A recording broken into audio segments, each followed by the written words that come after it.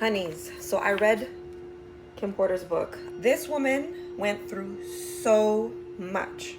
This book had me in a chokehold. Kim Porter's secret book about Diddy has been released, and it's currently #1 on Amazon. It has tons of nasty stories about Diddy and scary moments that Kim survived. So let's get into it.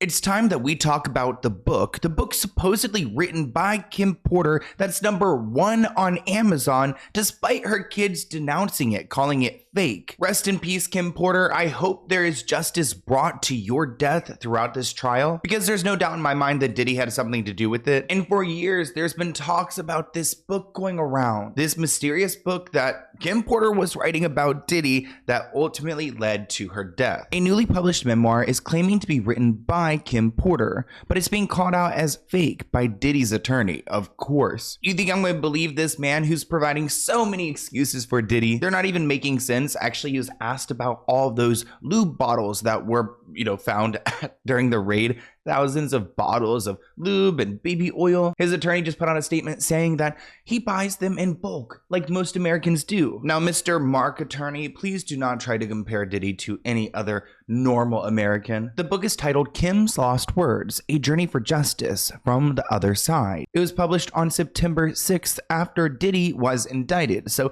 the timing is suspicious. While I do want to read Kim's story and I want her to get justice, I do think it's weird when we see music or books come out from people who are deceased. Honeys, so I read Kim Porter's book. I literally binge read it yesterday. I sat down, it came in, and I was like, the best $35 I spent for 60 pages. Woo! This woman went through so much. Now, me being a domestic survivor, there were a lot of very triggering points, but there's something that she spoke about when we go through abuse that is the cycle of that we stay in. I'm about to go through this book and give you all a preview, a review, whatever y'all want. Listen, this book had me in a chokehold. Now, in a brief sample of the 58-page piece, it's notably filled with typos and inaccuracies, detailing alleged disturbing and graphic, intimate encounters with Diddy and other well-known celebrities. The cover photo features a photo of the model who died at the age of 47 of pneumonia, which I don't believe. It's written by a guy named Todd Guzze, G-U-Z-Z-E. It's very close to Guzzle, but we're gonna call him Todd. He actually put it under the pseudonym Jamal T. Millwood. Now, I want to go through some of the claims we get from this book. First off, there are claims of him getting intimate with underage boys. Another claim of Diddy having tapes that are inappropriate, claims that he got physical with people, including Kim Porter, stories about him having groups of people over to do adult things, his involvement in the shooting involving J-Lo at that nightclub that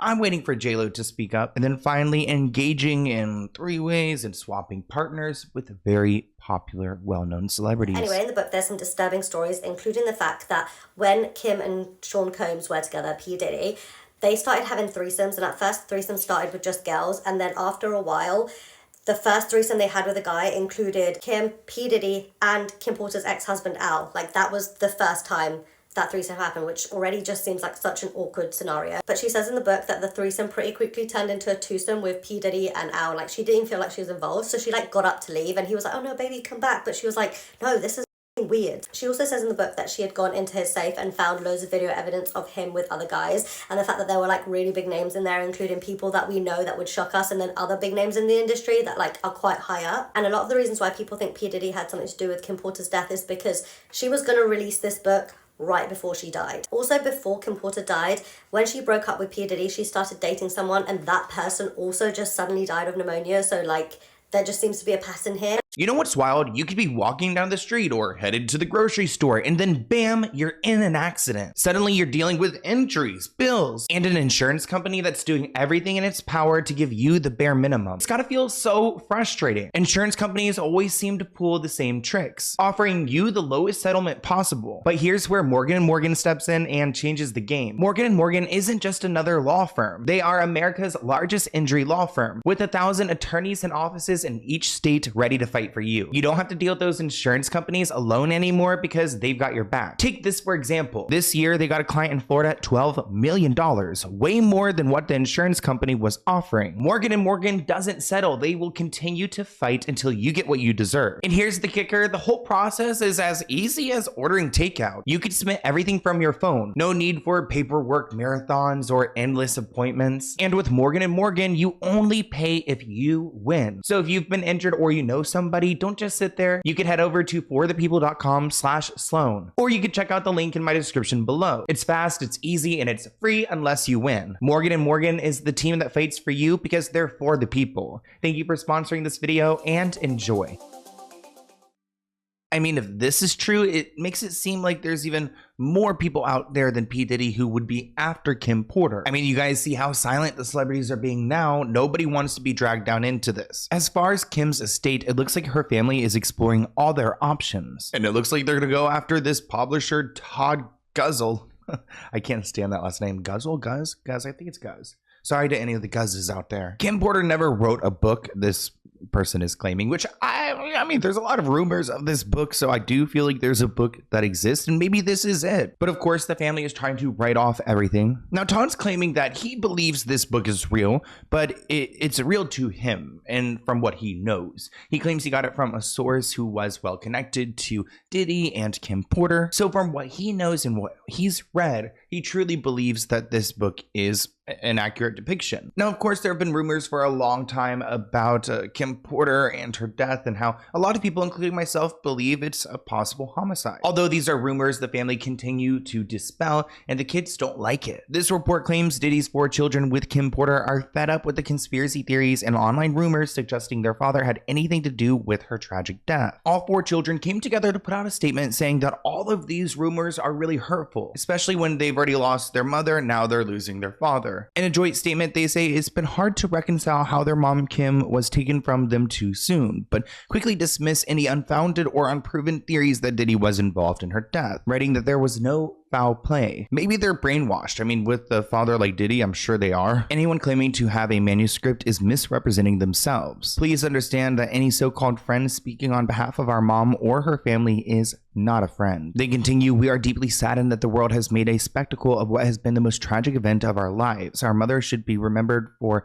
the beautiful, strong, kind, and loving woman she was. Now, while a lot of people are being silent, Al B. Sure is speaking up. A week after the arrest of Diddy, it looks like the singer Al B. Sure took to Instagram to detail what he claims is a vast conspiracy around the 2018 death of Kim Porter. Al is saying the exact opposite of what her children are saying, which makes the situation just that much messier, saying in a nutshell, Kimberly was alleged taken from us because she set on course to accomplish what Cassie did by igniting this fire that brings us here today. Al suggests that everyone who was around Kim Porter's home, particularly any publicists, should be questioned by law enforcement as he accused them of a conspiracy to prevent Kim's memoir from being published. He alleged this involves swapping the pages of her book with others, so inflammatory details were never published. He claims that this book, Kim's Lost Words, was actually saved on a hard drive. He also claims that he's been trying to expose this situation for years, but ignored by authorities, probably because the LAPD, they have it seems like what I would say alleged a deal with Diddy. In 2023, he fell into a coma after being intubated while in the hospital for multiple illnesses. It's interesting because he had so many illnesses, he ended up on a ventilator for 38 days. Pretty much almost died, which makes me question, did someone try to set him up? This entire situation is very unfortunate. There's no good outcome. There's no good with any of this. So I just want to make sure we keep the young people in prayer, keep them uplifted. This is a very difficult time. You don't want to see anyone go through anything, but people have to handle what they have to handle, whatever situations they get themselves into. In 4 Instagram posts, he refers to allegedly stolen notes meant to go into her memoir and makes claims that her devices, including her computer, have disappeared, suggesting some type of cover-up surrounding the book and her death. Now, we did get footage recently of Diddy getting arrested in New York, and you guys know he's being held currently there. If you guys want to go ahead and watch this footage together, let's go ahead and react. This morning, watch how federal agents took Sean Diddy Combs into custody. He's seen in this video entering the Park Hyatt Hotel in Midtown Manhattan with others when agents from from Homeland Security investigations approach and separate him. They place Combs under arrest and lead him out the front door in handcuffs. His lawyer said Combs had come to New York 2 weeks earlier with the intention of turning himself in. He did not expect the agents to be waiting at his hotel last Monday night. Of course he wasn't. He was out at the park with people like smoking like blunts and trying to live his last day of freedom. Either way, there's going to be a lot of reporting on Diddy and we are staying on top of it. So make sure you guys are subscribed and tune in for a new video soon. Bye guys.